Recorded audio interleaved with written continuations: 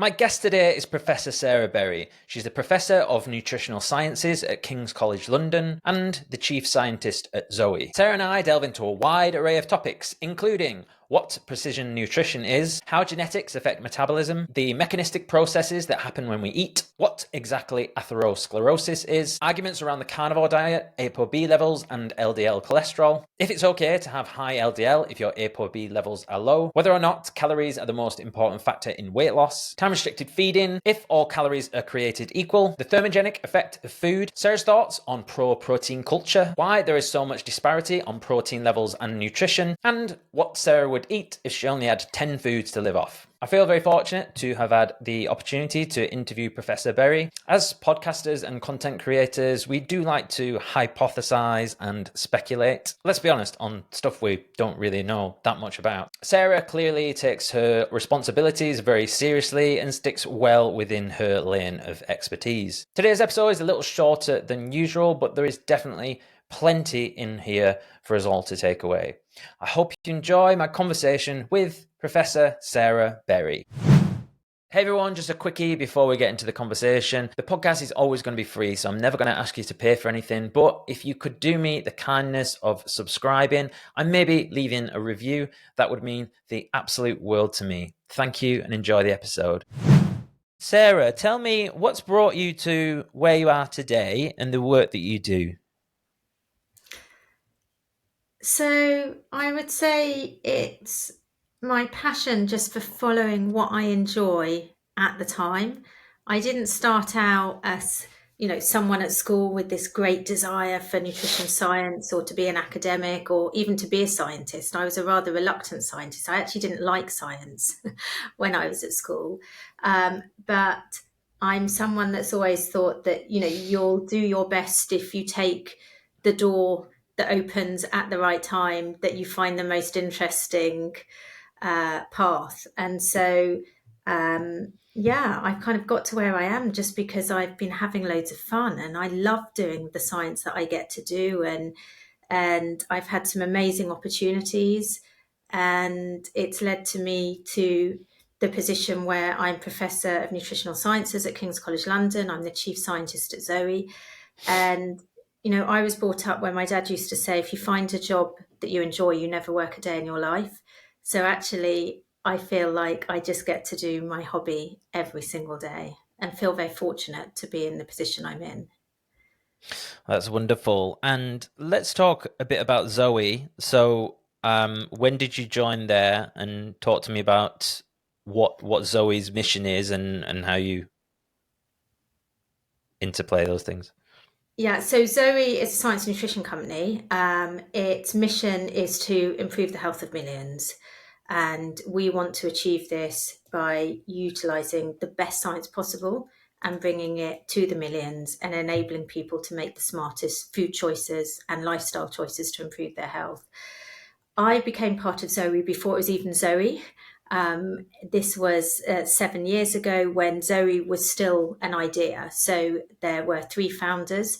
And at the point in time where they were thinking about what they could do in terms of the science to be able to build a personalized nutrition product that will enable people to make the smartest food choices.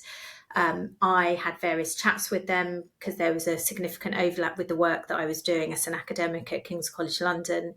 And I kind of informally joined the team, and I've been there ever since. And, it was a team of 4 people 7 years ago, and we now employ about 400 people across a whole load of different areas, from marketing to product to operations to science. So it's been a really exciting journey. I've been an academic now for 25 years at King's College London, and to work at Zoe that has such a phenomenal pace, a phenomenal resources, and also a kind of different outlook to how we do traditional science in academia has been incredibly exciting. We have this gold mine of data, which is just phenomenal for scientists like me to be able to work on, but also to be able to implement the science that we're doing into a product that is helping people improve their health. It's great.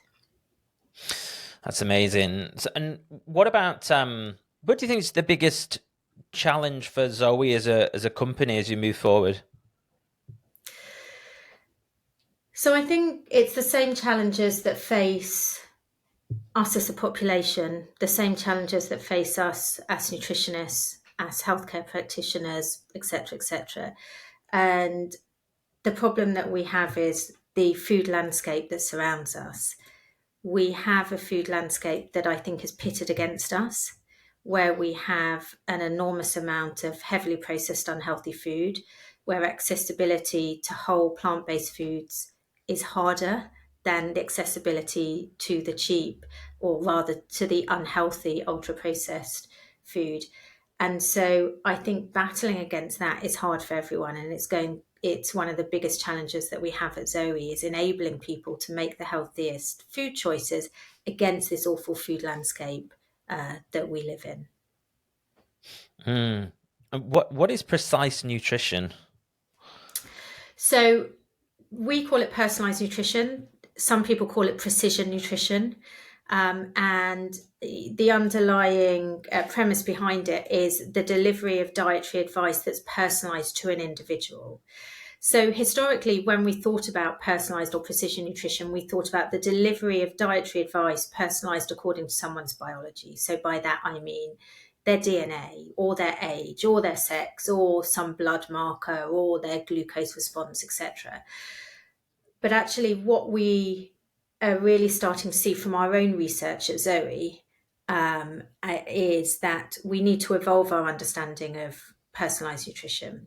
And that's what we're doing with our work at Zoe and how we deliver the advice as well. And we need to encompass people's uniqueness in terms of their biology, so the kind of factors that I've talked about. But we also need to consider people's uniqueness in terms of how they live their lives.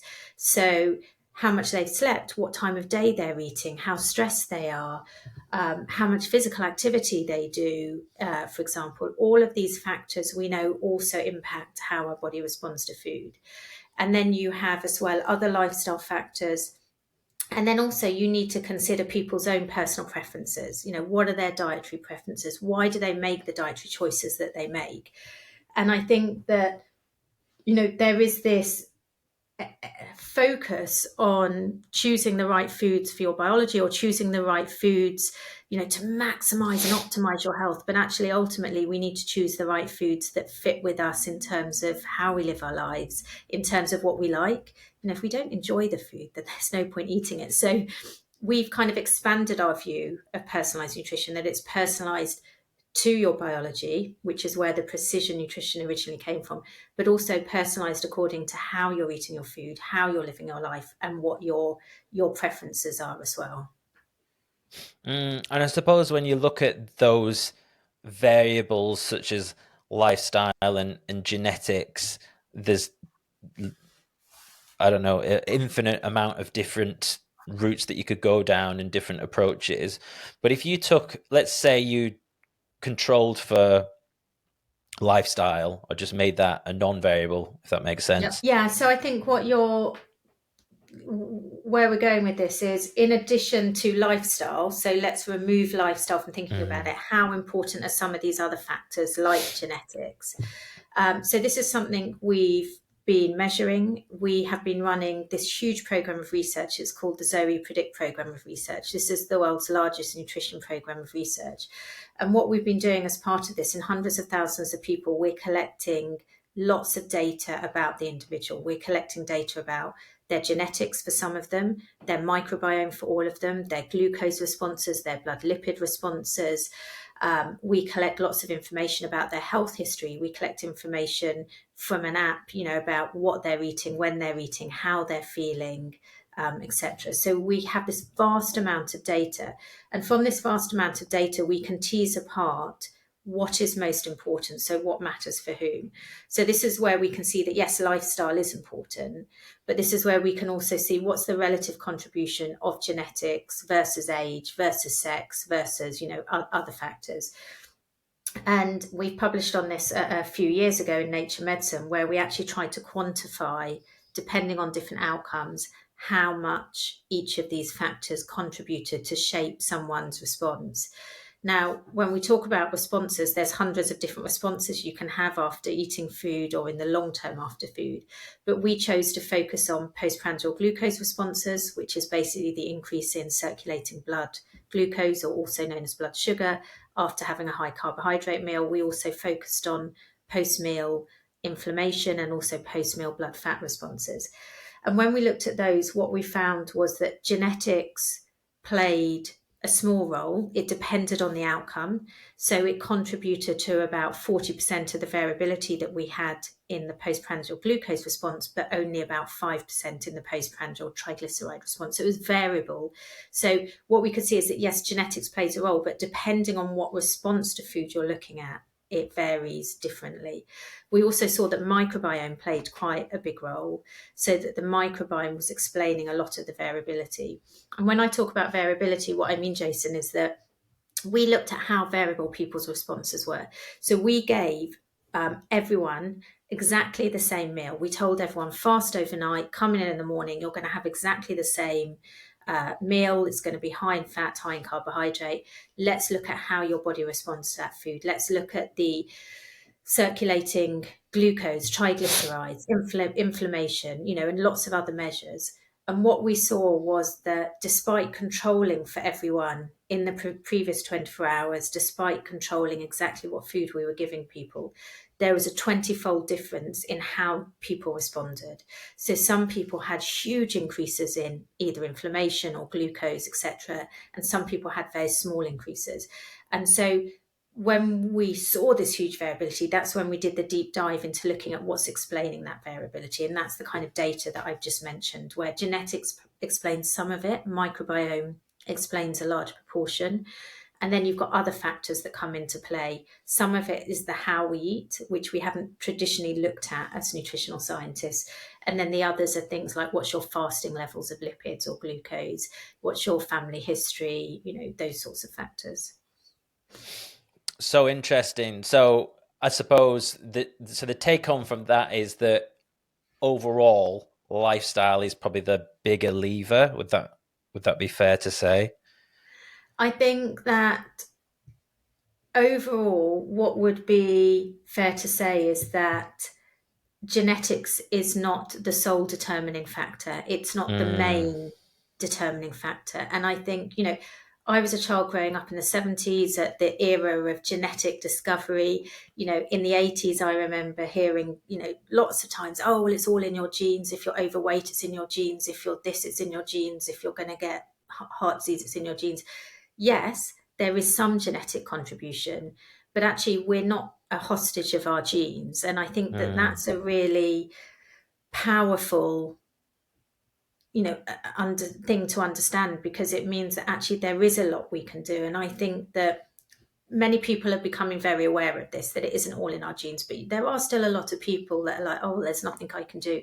Well, actually what our research shows, and this is in line with other people researching in the area, that genetics plays some contribution, but actually the majority is modifiable. It's modifiable depending on what you're eating and on your lifestyle. So there's a lot we can do about it. Yeah, and I feel like there's enough self-limiting beliefs out there, so we don't need to add that one into the mix. So, yeah, that's really insightful. So, before we get into like a little bit more detail about your research, I wondered if you could give us like a bit of a 1,000-foot view, world whistle stop tour of what happens when we eat. Wow.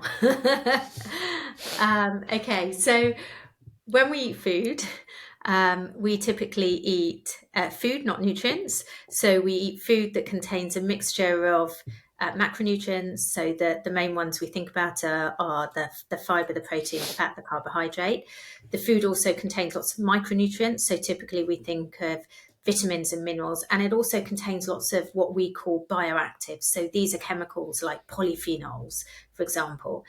So we now know that on average, food contains around 72,000 different chemicals. So firstly, I would say when we think about what happens when we eat food, we firstly need to recognize that food isn't just simply made up of those macros, that fat, that protein, that fiber, that carbohydrate. It's actually a complex mix of about 72,000 different chemicals that all interact with each other to modulate each other's health effect.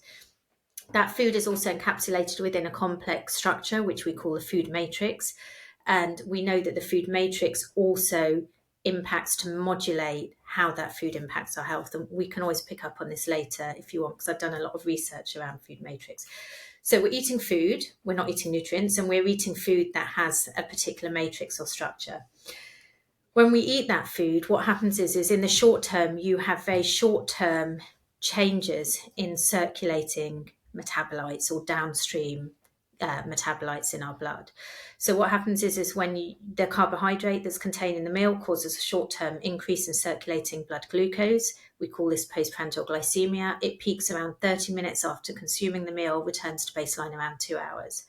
The fat in the meal causes an increase in circulating blood triglycerides. We call this postprandial lipemia, and that peaks around 4 hours after eating the meal, returns to baseline around 8 hours. So what happens is that in the pattern that we typically consume foods, where we have multiple snacks, multiple main meals, you actually spend most of your day in this state of what we call metabolic flux, where you're having these peaks and troughs in blood glucose, you're having these continually elevated peaks in circulating triglycerides. So apart from the few hours just before you wake up in the morning, depending on what time you have your last meal of the day, you actually spend most of your day in what we call this postprandial state. And prandial is just Latin for eating, so it's like post-eating state. And this is important because what we now know is most of the long-term impacts that food have on us are actually due to what happens in this postprandial state. Not all, but the majority. And so what we know is this postprandial state, where we have these increases in glucose, in insulin, in changes in gut peptides related to hunger and satiety, these changes in triglycerides also initiate a cascade of downstream health effects. So they initiate, for example, increases in inflammation, in oxidative stress, in clotting, etc. Now that's normal, that's a normal physiological response, and our bodies are very clever, so we're well able to handle that. But the problem is the kind of foods that we're eating now are causing quite excessive changes in these circulating metabolites that we believe over time are actually, our body cannot consistently handle, and then over time become harmful for us. And that's by having the kinds of foods that are causing really excessive peaks in some of these metabolites.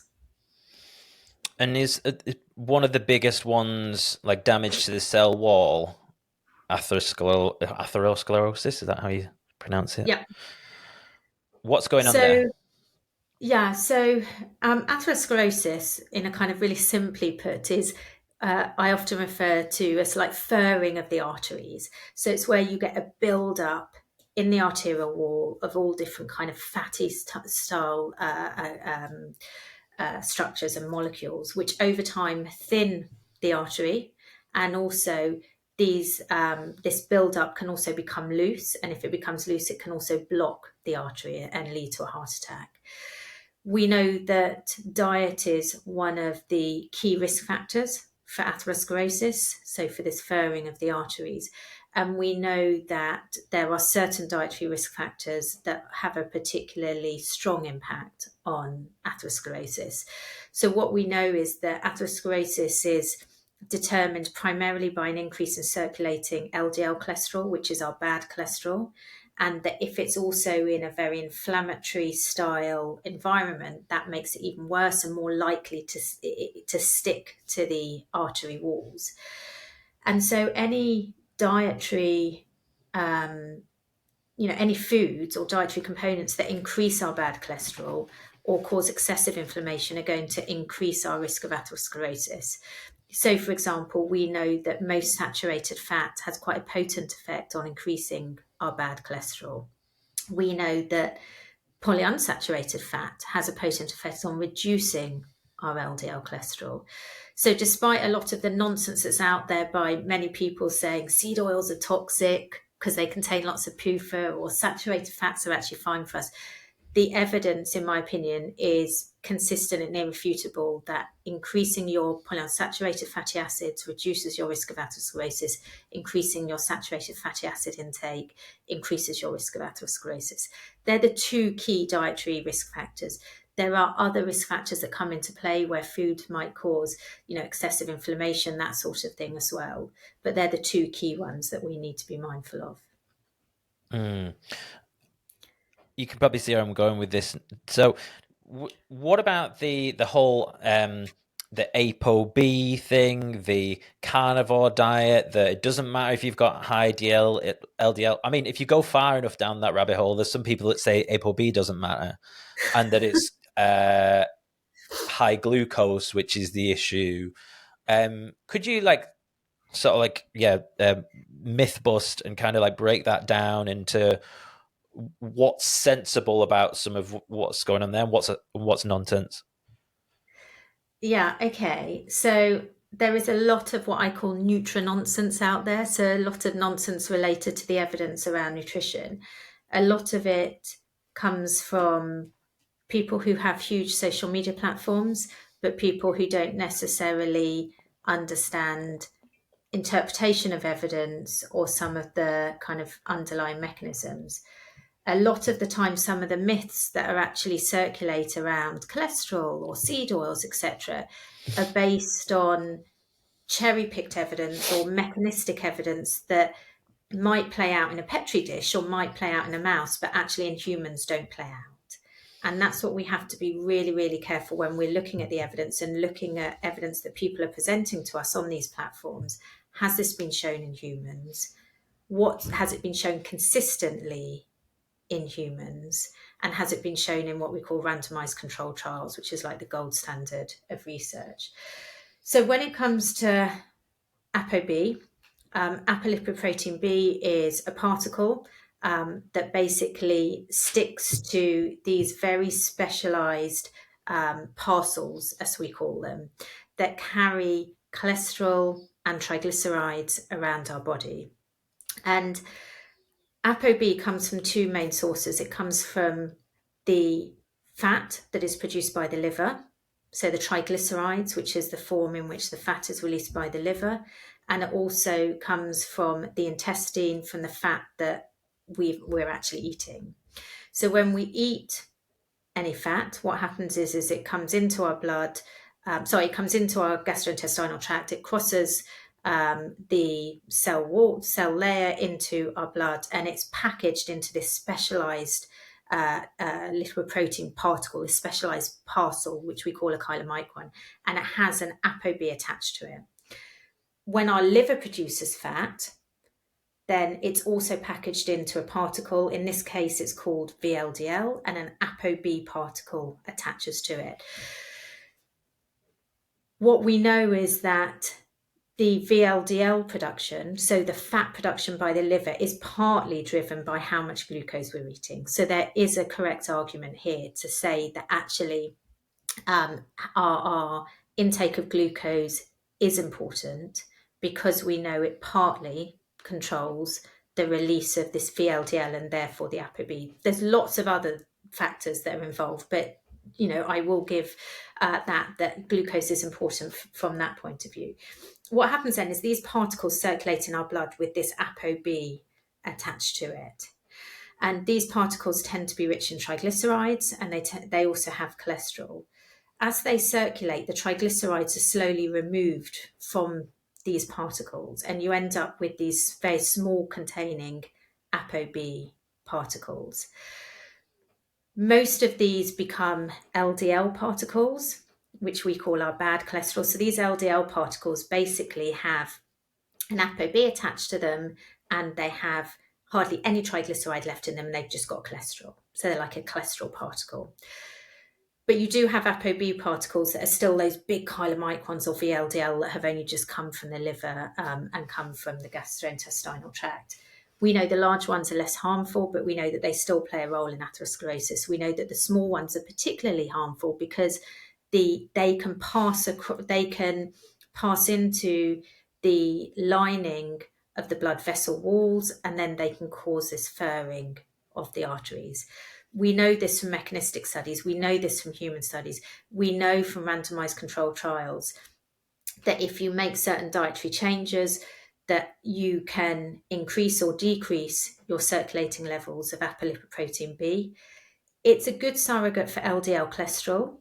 So it's very much correlates with LDL cholesterol, but it tells us also about some of these other particles that are circulating. And so it's a slightly more accurate measure of what we call atherogenic lipoprotein. So it's a slightly more accurate measure of what parcels, in simple terms, are circulating that we know might be pro-atherogenic, might be pro-furring of the arteries. There is consistent evidence that people who have higher apolipoprotein B or LDL cholesterol, but higher apolipoprotein B, have higher rates of cardiovascular disease, have greater atherosclerosis. So this comes from all sorts of studies looking at increasing ApoB, looking at, you can do certain measures to look at the functioning of the blood vessels, to look at how the endothelium, that lining of the blood vessels work. We know that if you reduce your ApoB, you can reduce your levels of cardiovascular disease risk, reduce your levels of atherosclerosis. I don't know, I must say, I've stopped looking at some of the evidence that people use to say, oh, it's all nonsense, etc., around ApoB, because, yeah, I don't waste my time looking at that anymore. So I'm happy if there's some specific studies or specific points that people are saying. I'm really happy for you to ask, to present them and to see if I've got an answer to those. Yeah. So, okay. So if we said, so if you got your bloods done, this happened to me actually last year. So, and I was actually probably like aesthetically and felt the best I've felt in all my life, fastest, strongest I'd ever been. And I got my bloods done, and I had high LDL. Yeah. And I was like, okay. And then that sort of sent me down this route of like looking at alternatives, views, because of course the NHS line is kind of like, well, you need to reduce that. And I'm like, okay. So, and I was probably quite high fat, quite low carb. And then I sort of like, over time, I think it just like wore me down a bit. And because if you're in that place, you want to be healthy. People want to do the best for their health, right? Yeah. So I sort of like, I towed like the mainstream line a bit. I reduced my saturated fat. I started sort of probably increasing my carbs as a result. And then actually I put on weight and felt less good. See, so in that situation, now I've actually not, because it's difficult to get an Apo B test at the moment, isn't it? So I can see why that's kind of not being pushed as well. So in that scenario, let's say I had a high LDL, but I went and got a private test that did Apo B, and they said your Apo B levels are fine. Would you say that was okay, or would it still be a cause for concern with the LDL? So I think that would be quite unusual to have a fine ApoB and a high LDL. For every LDL particle, it has one ApoB attached to it. And so, yes, we do know that you can have different sizes of LDL. So you can have larger LDL that has more cholesterol in and only has one ApoB versus smaller LDL that has less cholesterol in it and more ApoB. We do know, based on current evidence, that ApoB is a more accurate measure relating cholesterol or lipids to cardiovascular disease risk. However, I still believe, based on the current evidence, that even if your ApoB is normal, if you've got elevated LDL, I believe that you should still be looking at how you can reduce that LDL. This is based on the current evidence. Our understanding around ApoB and different particles and particle sizing is still emerging. But I think that it would be, I believe that there would only be a small proportion of people, and actually we did study this in our own cohort where we looked at how many are discordant for ApoB versus LDL. So how many people have a high ApoB and a low LDL or vice versa. And we did actually see that there was, I can't remember the exact statistics. I think it was about 10% of people that fall into that. I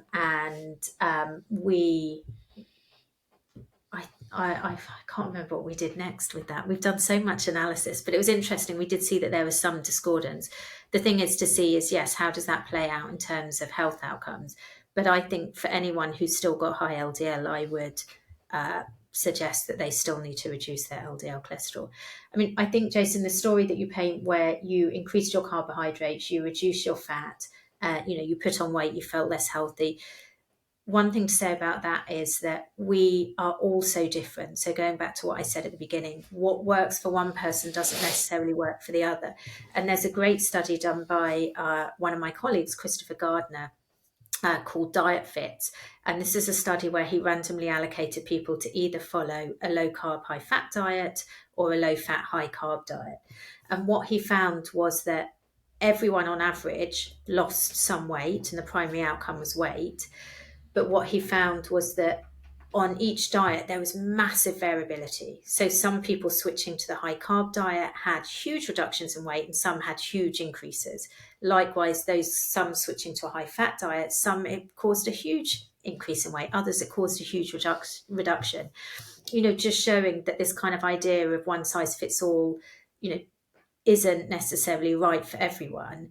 And again, I think it brings home the message of being really careful about when you're following people on social media. I think that just because it's worked for that person doesn't mean it's necessarily going to work for you. And so it might be that for you, it's better to follow a high fat diet. And I actually think the evidence around following a moderately high fat diet, as long as it's from healthy sources containing lots of mono and polyunsaturated fatty acids, I think that's can be a very healthy diet as long as you're having adequate fiber. I think that if you're switching to a higher carb diet and the carb is coming from more refined grains, your white bread, white rice, white pasta, for example, that's not going to be good for you. And so for me, I think it's very much not worrying so much about the nutrient. Is it carb or is it fat? It's thinking about what's the quality of the food is coming from, the quality of the nutrient. Yeah, thank you for that. Yeah, wonderful explanation. And because I've mentioned this to a GP before. I've mentioned Apo B, and they look at me like, It's common in the US. A lot of people can get it measured in the US now. It's becoming more routine in the States. In the UK, not yet, but that's because it's a lot more expensive to measure and you actually need specialist lab equipment to measure it. You can't just do it using the very routine clinical chemistry that's done in most hospitals. So that's why it's not routinely done in the UK. I mean, it is for our research studies. It's what we measure for any diet study. We measure Apo B, and we measure there's different types of Apo B. We also look at the different types of Apo B as well. Yeah, it makes sense because they've got to deliver healthcare en masse, haven't they? I mean, when I told them I'd had a blood panel done, they were like, "What? Is there anything wrong with you?" I was like, "No," and then they looked at me like, I was like, "Yeah, here's my spreadsheet." But yeah. Anyways, I wanted to ask you, slightly relating to what we were just talking about, calories in, calories out. I had a little bit of a discussion with someone over Instagram regarding this, because I've been on a little bit of a journey myself just recently, trying to reduce a little bit of bloat, tracking my calories. I've never done that before. Yeah. And I was kind of looking at patterns and measuring the circumference of my stomach, and then going like, okay, what's going on here? Like, what? There was this increase here, despite basically my calories being the same. The one thing I tracked it to was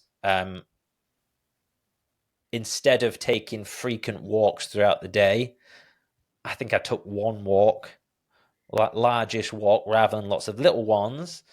And I also had it's probably a different thing, but I also had some wheat, and I don't think in general I respond to wheat very well. And he was saying to me, calories in versus calories out. There's this study. None of it matters. So I wanted to put that to you because I was kind of the belief that you can leverage things like meal timing, glucose regulation, a walk after a meal, that kind of thing. So I just wondered what your thoughts were on that. Yeah, so I think there's kind of two questions within that. There's the question of, does calorie restriction, i.e., changing your calories, actually equal weight loss? And then there's the other question of, how important, or how important is calorie restriction versus all of these other factors? So I think the first question that people always say is, does calorie restriction work? So does reducing your calorie intake result in meaningful and sustained weight loss?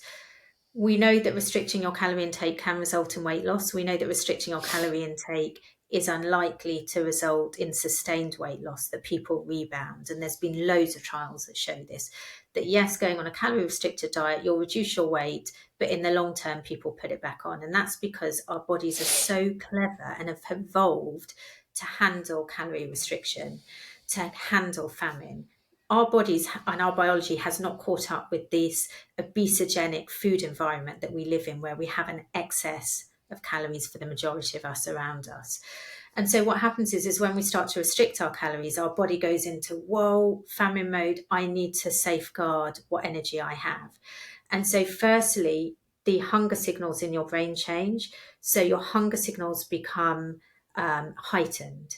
So what that means is that something that might have kept you full before no longer keeps you as full, because your brain is tricking you into thinking, you've got to give me more calories because I've got to have more calories in order to build back that calorie loss.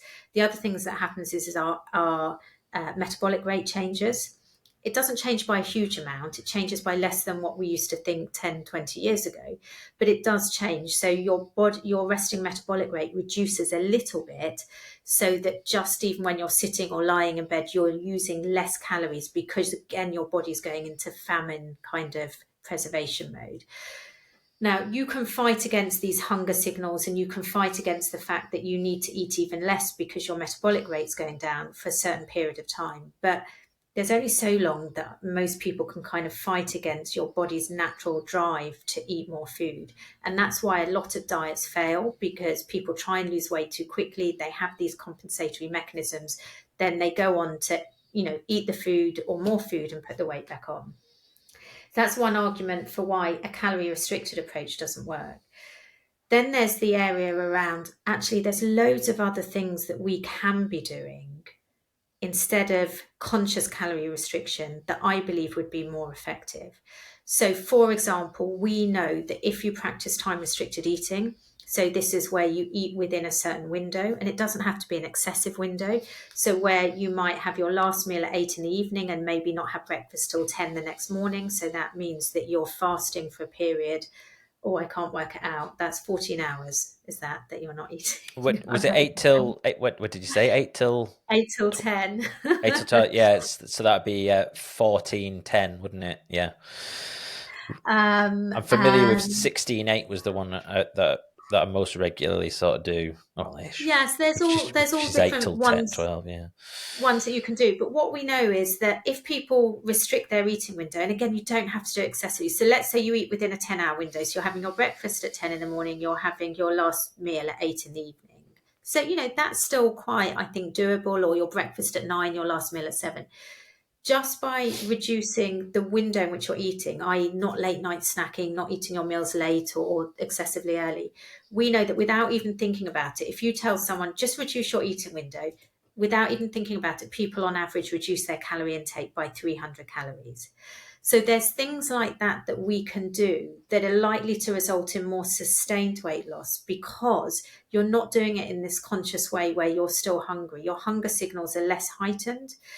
There's other tricks as well. So things like eating rate. We know that the speed in which you eat impacts your hunger. So there's some really good evidence showing if you can just slow down how quickly you eat your meals by 20%. So that means, for example, eating your lunch, instead of in 10 minutes, eat it in 12 minutes. Then actually that will reduce your energy intake, again, without thinking about it, by 15%.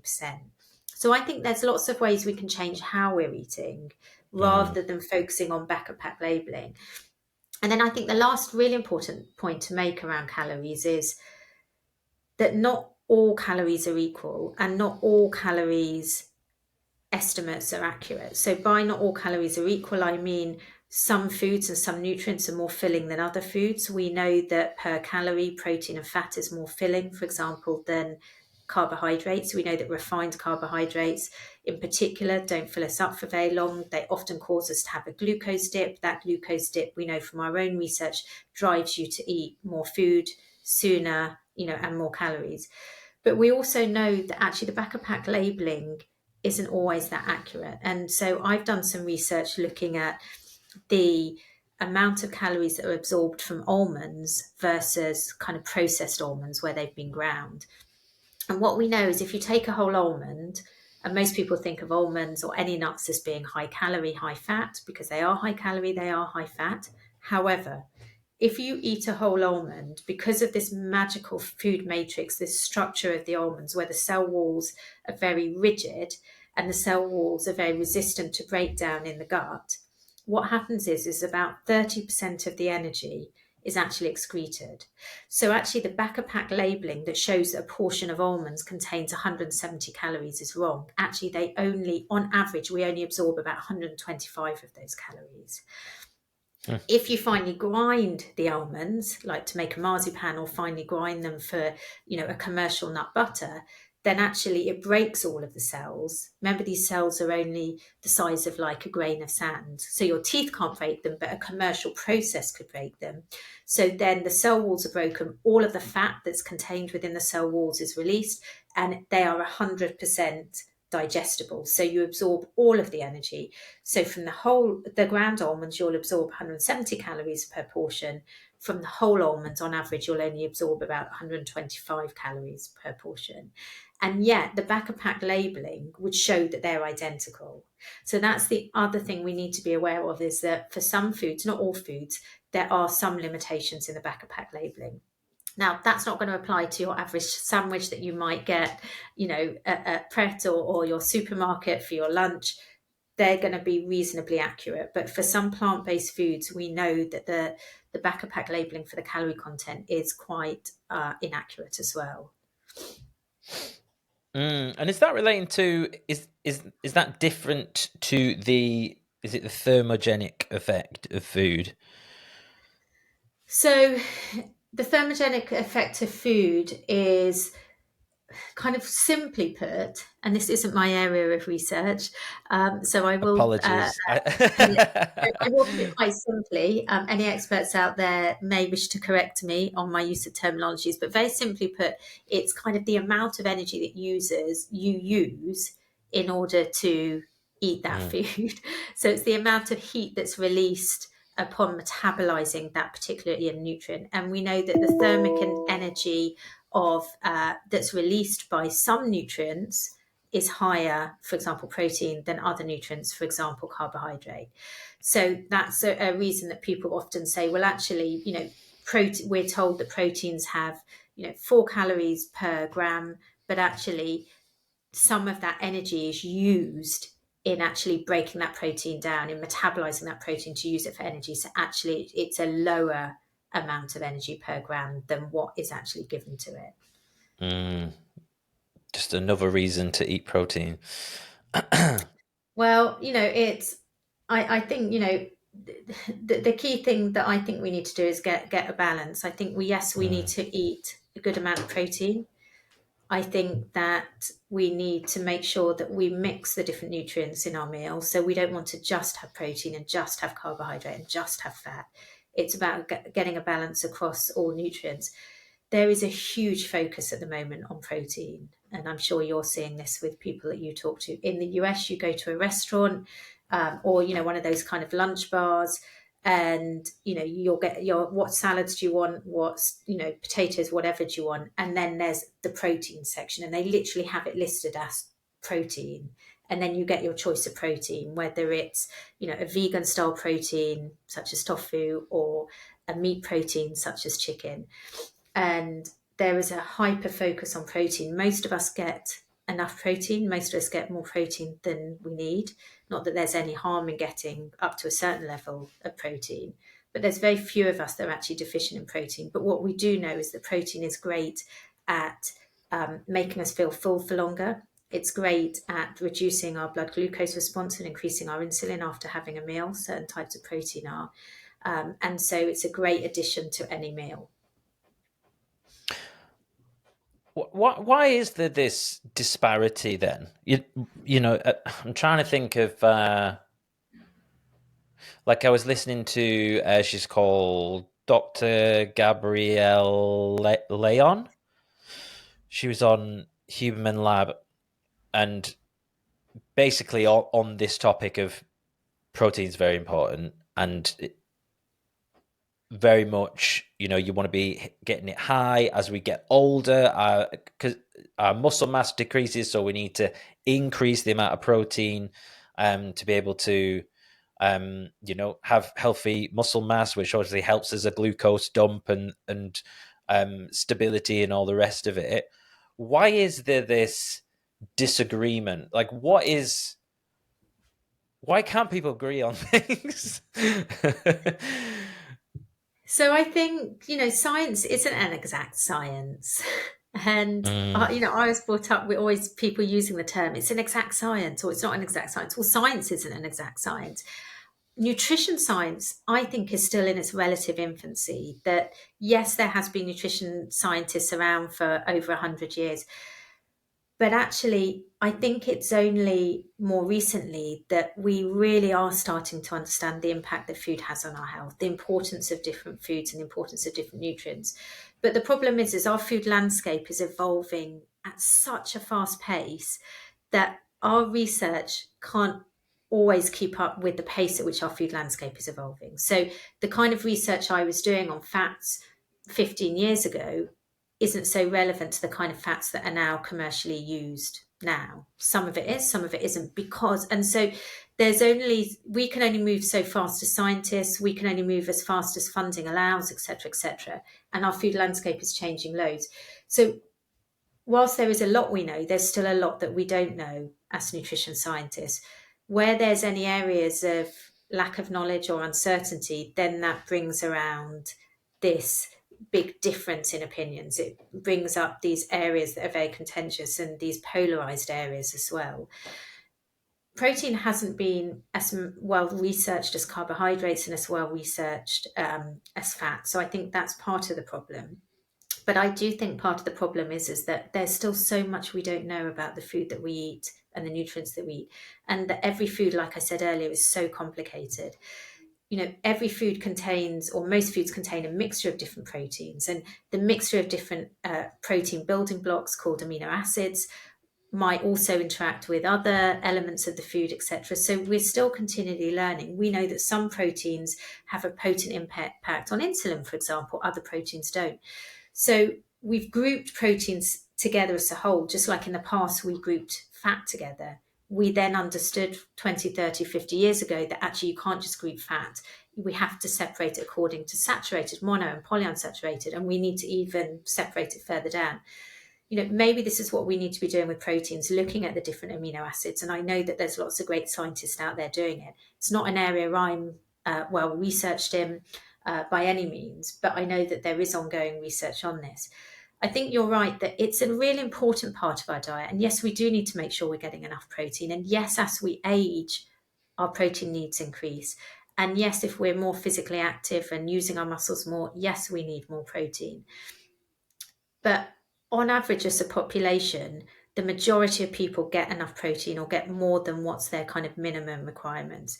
So I think for most people, it's not a problem. Where it becomes a problem is people who are aging that aren't having enough energy intake and therefore aren't having enough protein naturally. It's just part of the food that they're eating. I think that we also are starting to understand the important role that protein plays in things like maintaining a stable blood glucose, in improving our fullness, reducing our hunger. So yes, it might be important from that point of view as well. But I think this view that we're protein deficient, we need to be adding, all of this protein to our diet, I don't agree with that, but I certainly think that, yes, we need to be getting a healthy amount of protein into our diet, and that increasing our protein is going to probably be beneficial for most people, but that it's not necessary. But that if we're choosing healthy sources of protein, it could have knock-on beneficial effects for us. But I think I would caution against people being what I call protein centric, where it's all about the protein, so they forget about the really important components of the diet, the fiber, the diversity of plant-based foods, healthy oils, etc.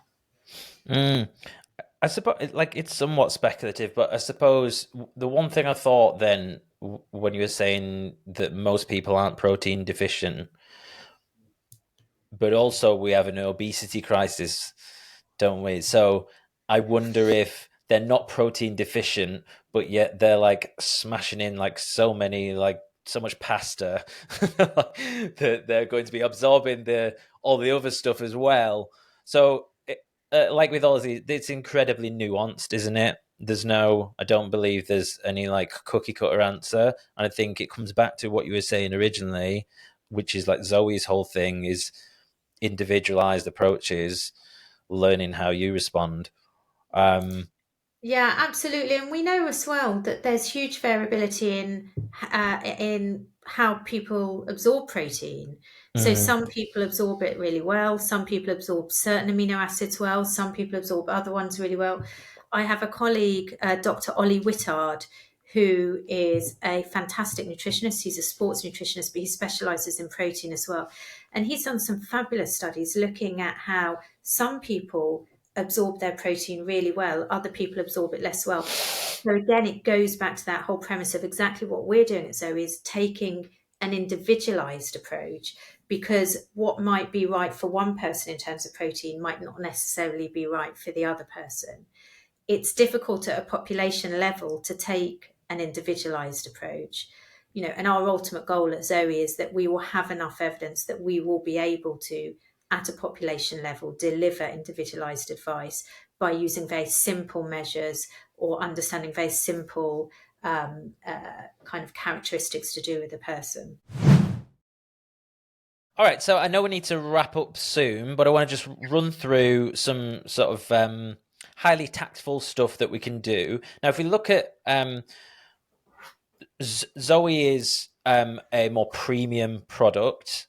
Last time I looked at, I know it's quite a lot of money for some people, and Yeah. so I was wondering if we had like a variety of budgets, let's say like £20, £100, and maximum per month to spend on something. And let's say most of the bases have covered. Maybe they've got a gym membership. Yeah. What things can they do? Can they pick up a continuous glucose monitor? What are some actionable stuff that we could invest in? Okay, so first I'd invest in free stuff. So I would invest, if you have an interest in this area, in listening to podcasts. So we also have our own Zoe podcast. It's the Zoe Science Nutrition podcast. It's a weekly podcast.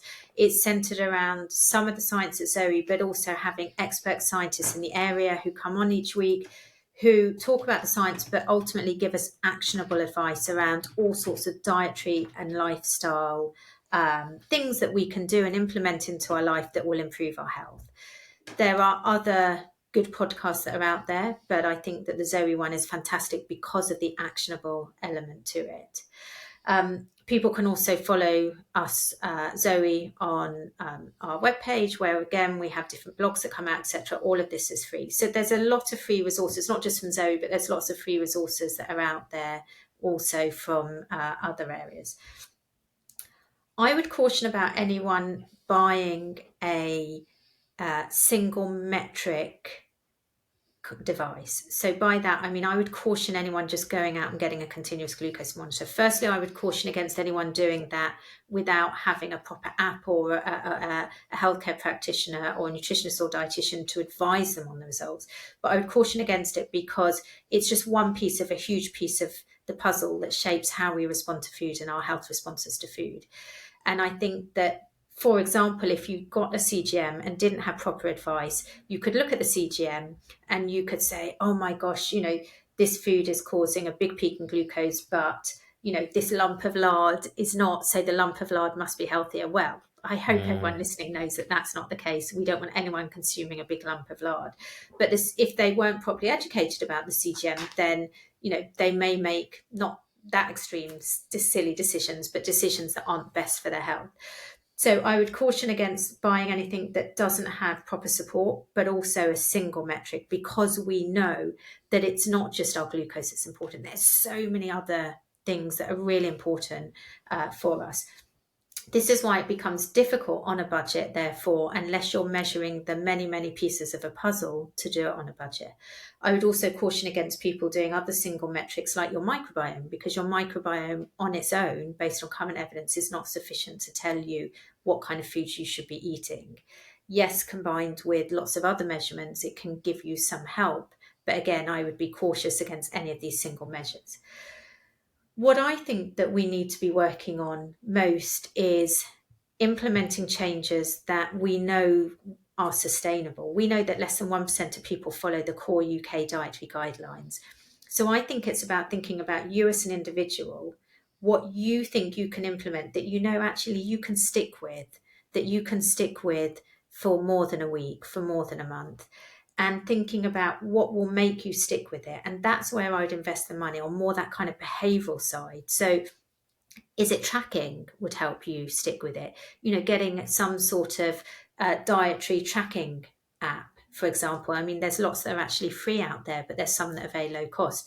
Or tracking some of your health metrics. So, some of the wearables that are out there, like the Apple Watches, the Whoop, the Oura Rings, those sorts of things, so that you can see what you're eating and how that's impacting your health. So investing in those kind of wearables, if you know that that's going to motivate you, that you're seeing you're sleeping better or your heart rate variability has come down. But I think in terms of individual products that are available at £20 or £100, there's none that jump to my mind that I would recommend. And this isn't because I think everyone should be spending hundreds and hundreds of pounds at Zoe. It's because I'm not aware of any single measures that I think are especially meaningful. But I think that certainly if tracking helps you, which we know it does for many people, improve your adherence to healthy diet and lifestyle, that's probably where I'd start by investing any money. Thank you for that. And I'll link all that stuff in the show notes as well. Before we finish, I know that you're all on variety, so you'll probably hate me for this question. But if you had to live off, I'm going to give you 10 foods. Yeah. For Oh, you. wow. You got 10. Yeah, it's not top 3. 10 foods to live off. You don't have to include like spices and stuff. I'll give you them. Okay. But like main foods, what you're throwing in there? Do you know, I've done a lot of podcasts, but I've never been asked this question. This is a good one. I would say nuts. I would say nuts because they are packed with healthy oils. They're packed with great kind of bioactive polyphenols. They're packed with fiber, good proteins. And we know from our own research, if you add nuts to your diet, you can reduce cardiovascular risk factors by about 30%. If you add a healthy serving of nuts. So I would put nuts up there as the top. I would also put seeds, if I can count that as a separate category, for the same reasons as nuts. I'd probably put in some dairy. So I would either choose kefir or Greek yogurt because we know it's packed with probiotic bacteria, which are really good for us. And also, what about zero fat Greek yogurt? yeah, zero fat. Zero fat's okay? just as good. Zero fat, full fat's fine. There's a myth that full fat yogurt or full fat dairy increases cholesterol. If it's fermented dairy, i.e. yogurt or cheese, the evidence shows that at normal intakes, there's no impact of dairy fat on cholesterol because of this special food matrix. So either zero fat or full fat kefir or Greek yogurt, fine. Just choose whatever you prefer the taste of. Oh, we're up to 3. I would choose avocados. And I would choose avocados because they taste nice.